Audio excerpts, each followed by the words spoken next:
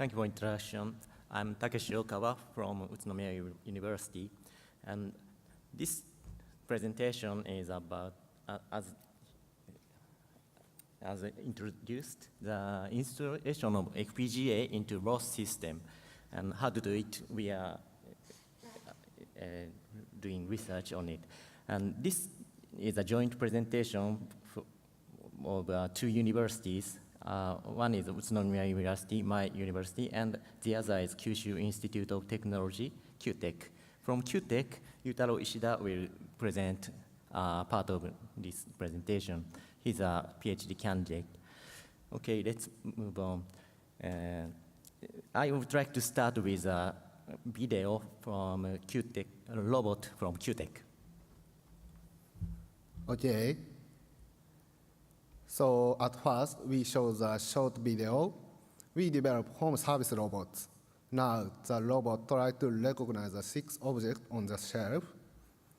But on the robot, the computational resources are very limited. So the robot needs over 1 minute to recognize with deep neural networks. So it's a very big problem. Okay, just we feel that it's natural to feel that 1 minute is too long for the task.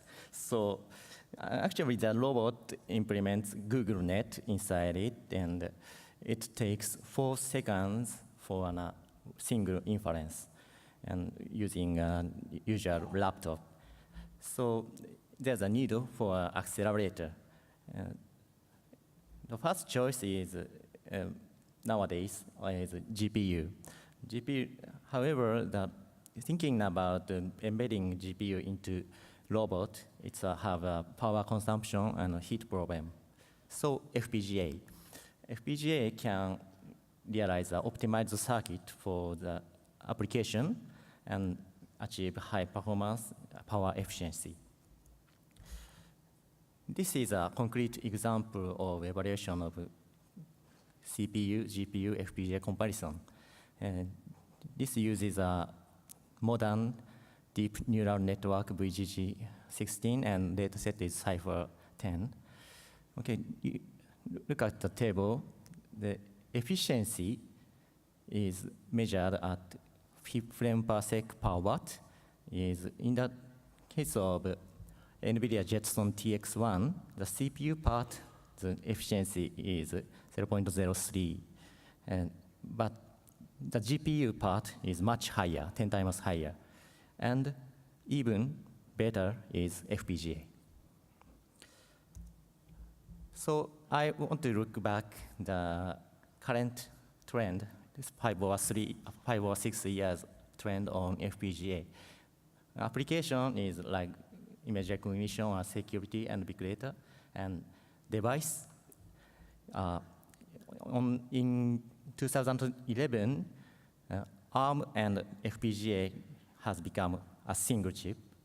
And after that, there was Intel's Altera acquisition, and it is announced that Xeon plus FPGA will be sold as a single product. But I think embedded world is still ARM continues. And tools, high-level synthesis has become a standard input, design entry tool as a standard tool. And service, in this April, Amazon started F1 instance, which includes a FPGA board inside the server. So these years, FPGA is very much movement. So, however, the problem of introducing FPGA is still, it's come from difficult design of FPGA. Why FPGA is difficult to develop? It's, as you know, you need to write HDL. It is looks like a software language, but it's just write a structure of a circuit, so it's very tough to write a logic. And even you use high-level synthesis, which can generate circuit from C language behavior, but it still need performance tuning techniques. You need to know deep about FPGA processing and memory access. So you need training to exploit performance. And another big problem is long compile time. So my quick solution is to make FPGA's good FPGA design into a component. And how about just use it for plug it to robot? That's my proposal. So let's make ROS node as a FPGA component. And okay, this slide shows 3 types of component of QTech and Utsunomiya Daigak are proposing. The first one is Comta, which was proposed from QTech. And this is a combination of a PC and ARM FPGA chip. In this case, PC part do most of the ROS job, and ARM do the bridge to connect to PC and FPGA. And FPGA do the real application logic. The second one is a ROS-compliant FPGA component on programmable SoC. Here, programmable SoC means ARM plus FPGA. And in this is proposed by us, Utsunomiya University. And in this case, ROS on Linux runs on ARM inside the chip. And FPGA do the application logic. The benefit of number 2 is single chip can be a ROS node. That's maybe you can imagine good world. Just a single chip is a ROS node. Compared to, however, this has a problem that ARM processor is not so high performance. So the latency of ROS communication may cause a problem in some applications. So number 1, Comta may be a natural solution currently. And number 2 is slightly have a problem, but it can have a potential. And number 3 is also proposed by us. To resolve the problem, we put all the ROS communication into hardware. It's called fully hardware-wired ROS compliant FPGA component. Okay, I will explain one by one.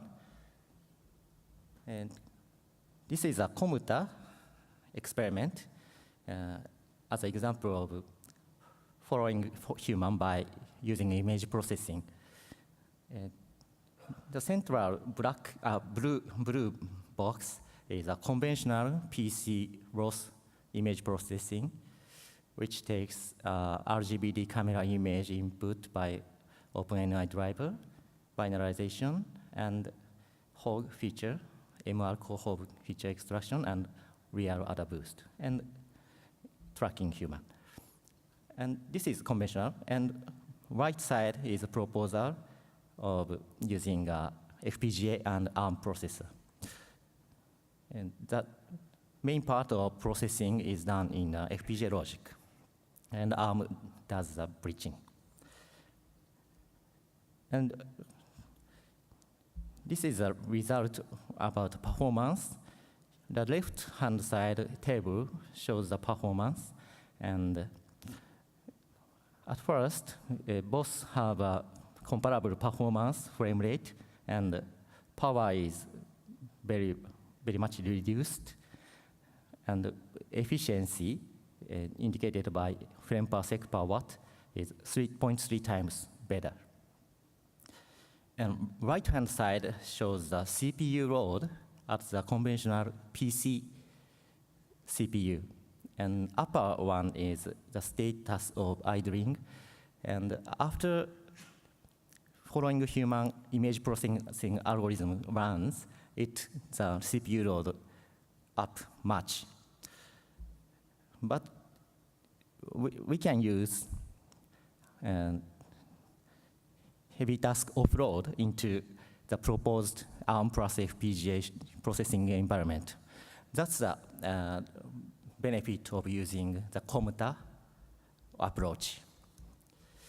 The second one is a one-chip ROS node using FPGA. And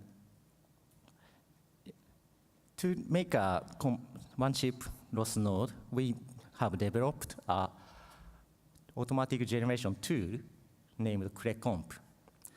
This targets a programmable SoC, and this tool can input a HDL and some configuration file, and then using the tool, CreComp, you can get a working ROS node with the hardware written in HDL. The bridge part is automatically generated.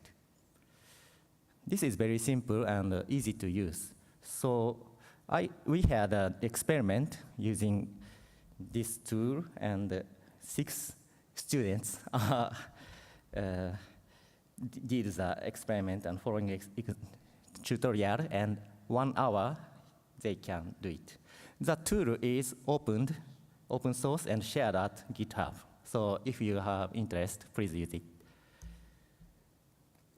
And also, example components are shared at GitHub and ROS Wiki. So please check it. A third one is a fully hardwired ROS-compliant FPGA component. This is a demo movie. And here, in the right-hand side, there's a FPGA board connected with gigabit Ethernet. And the USB camera attached on the Note PC inputs the image, and on the left down is the first key point extraction result by PC, and right-hand side is done by FPGA. It's the same result. So FPGA is really working. I thought I give a more good image by screen capture, but if I press screen capture, you can't see FPGA, so I put real movie. This is the structure diagram of the evaluation system. FPGA is accessed via gigabit Ethernet, and image processing circuit is in the middle of the FPGA.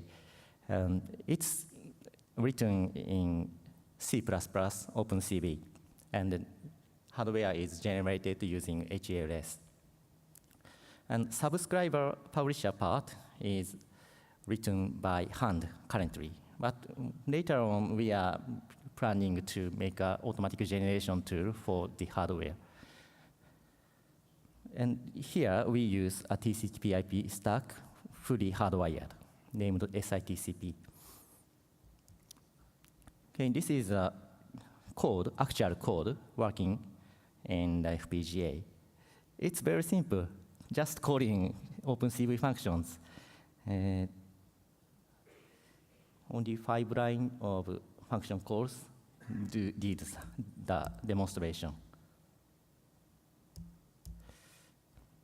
But not so easy. Yeah. And okay, I want to explain more detail about how we use the FPGA ROS node, especially the hardware publish and subscribe. And we need ROS wire protocol. And that means what packet is communicates while publish and subscribe. And the message is imitated and generated and interpreted in FPGA hardware. So anyone can be a ROS node who talks TCP/IP in ROS manner. So anyone, software, hardware, or something, anyone can be a ROS node. So let's hack the ROS wire protocol. This is a basic of pub-sub messaging. there's three nodes. On the top, there's a master, ROSCon, and left-hand side, publisher, and right-hand side is subscriber. And by using XML RPC, the location of topic is registered, and by request, the topic is obtained by IP address and port. And this part is done in XML RPC protocol. And after that, the actual data port of TCP ROS is obtained. Then the actual communication starts. And the performance issue is concerned to the actual data communication part. So we think the FPGA should be introduced in this part. TCP ROS protocol is like this. This is a captured packet, TCP packet by Wireshark, and the red box part is the actual data. So it's very raw and binary protocol. So it's good to handle in FPGA. And this is a hardwired publisher implemented in the demonstration. And of course, subscriber must be implemented similarly. And our idea is to split publisher from the complex XML RPC part as a software and the real data transportation into FPGA. That makes the design very simple. I think this idea can be applied to very embedded small CPUs. So please hack the TCP ROS protocol. And using this idea, you can make a publisher hardware only with one TCP IP port. Okay, and we evaluated the performance by comparing PC and ARM and FPGA. And the used ROS message type is a realistic one. Sensor message is image. And this is a board we used for evaluation. And this hardware utilization does not include image processing. It's just relaying pass through the video image. And from left-hand side, blue is PC, and center is ARM, and right hand is FPGA. So FPGA can accelerate image data transfer processing. And data size is about 6 megabyte, means full HD. Okay, I'll summarize my talk. And our proposal is 3 types of FPGA components. And we are thinking of application, DNN, deep learning, architecture for object recognition, and SLAM. Maybe this is future work. And our joint team have a plan to challenge at next year's RoboCup. Actually, this year's RoboCup done in this July, the QTech team is a first place winner of at-home league. Okay, so we are now planning to the next year. Thank you. That's all. Thank you.